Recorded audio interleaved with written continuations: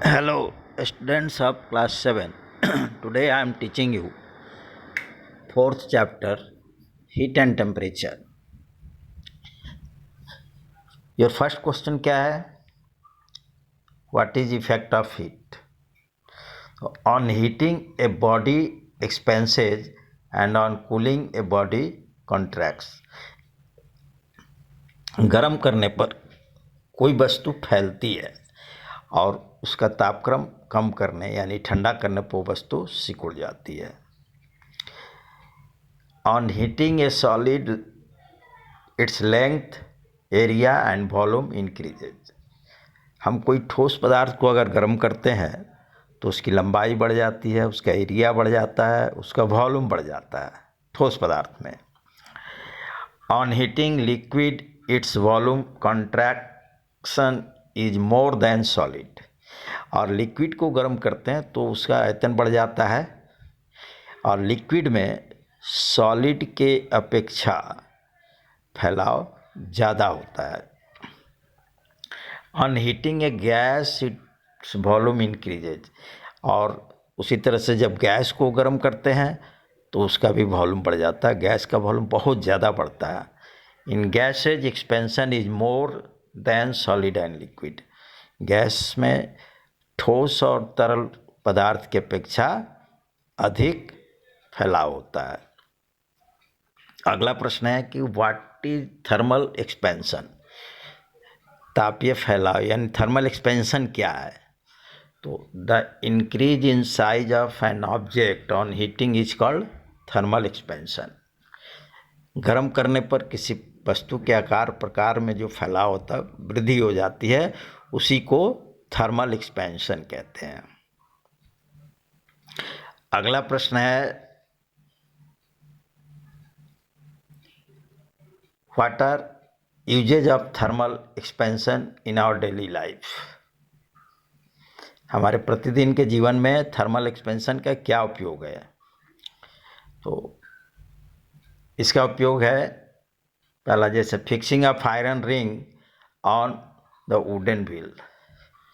लकड़ी के जो पहिए होते हैं बैलगाड़ी में या तंगा में, टमटम में, ये लकड़ी का पहिया जो होता है उसके ऊपर एक लोहे का रिंग चढ़ा दिया जाता है ताकि पहिया टिकाऊ बने. तो लोहे को रिंग को चढ़ाने के लिए क्या किया जाता है कि उस लोहे के रिंग को पहले गर्म किया जाता है. गर्म करने से फैल जाता है तो पहिया के ऊपर आराम से आ जाता है. फिर उसको पहिया पर चढ़ा करके ठंडा कर दिया जाता है तो वो सिकुड़ के पहिया में बैठ जाता है. तो इस तरह से थर्मल एक्सपेंशन के प्रयोग द्वारा पहिया को, लकड़ी के पहिया को रिंग चढ़ाते हैं.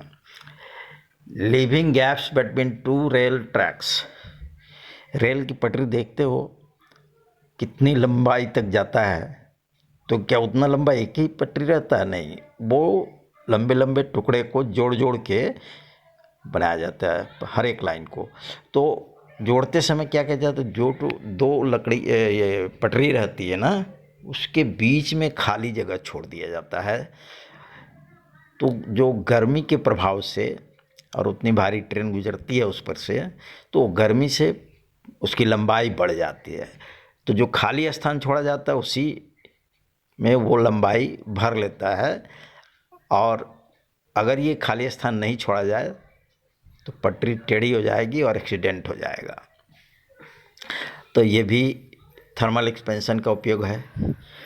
Sagging of electric and telephone wire. Sag में होता है झुक जाना या लटक जाना. तो देखोगे बिजली के खंभों के तारों में क्या होता है कि वो तार गर्मी के दिनों में दो खंभों के बीच के तार ने झूल जाते हैं. उसी तरह टेलीफोन के तार भी गर्मी के कारण झूल जाता है. इन थर्मोस्टेट में भी इसका उपयोग होता है. थर्मोस्टेट क्या है, दो धातु के पत्थर को, अलग अलग धातु के पत्थर को रिपीट द्वारा जोड़ दिया जाता है और गर्म करने पर वो पत्थर क्या होते हैं कि एक और झुक जाते हैं, टेढ़ा हो जाते हैं, फिर ठंडा करने पर सीधा हो जाते हैं. तो ये थर्मोस्टेट में इसका उपयोग हो जाता है. इन ऑटोमेटिक फायर अलार्म। और स्वचालित अलार्म जो होता है आग लगने पर, उसमें भी इसका उपयोग किया जाता है। वो गर्म होकर के क्या होता है कि अलार्म बजने लगता है और इसे पता चल जाता है कि आग लगा हुआ है। तो थर्मोस्टेट में ऑटोमेटिक फायर अलार्म में इसका उपयोग किया जाता है।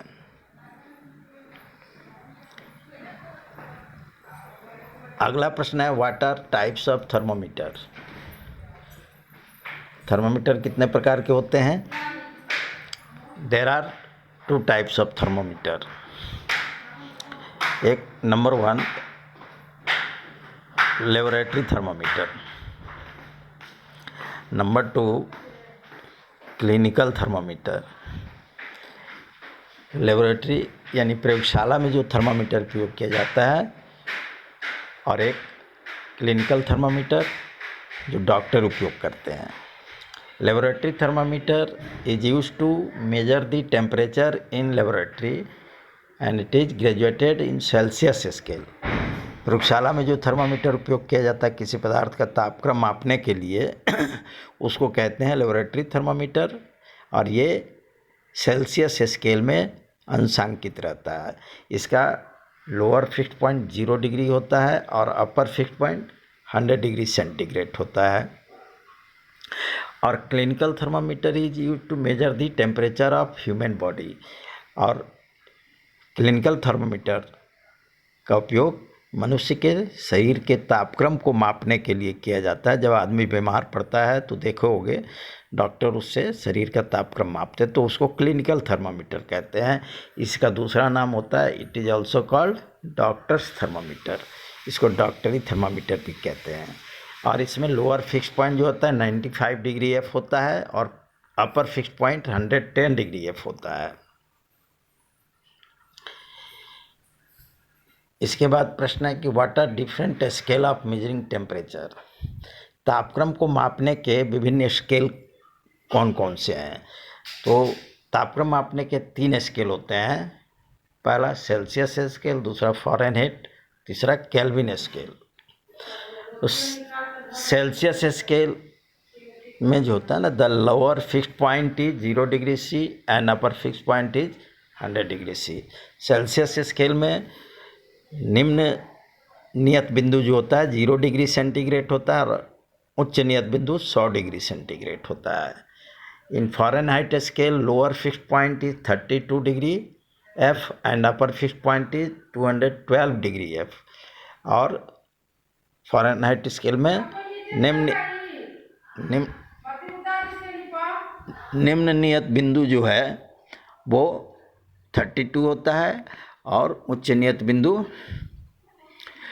212 डिग्री एफ होता है। In Kelvin scale lower fixed point 273 degree K और अपर फिक्स्ड पॉइंट 373 के होता है। उसको केल्विन स्केल कहते हैं। केल्विन स्केल जो है वैज्ञानिक टेम्परेचर वगैरह में इसका उपयोग किया जाता है।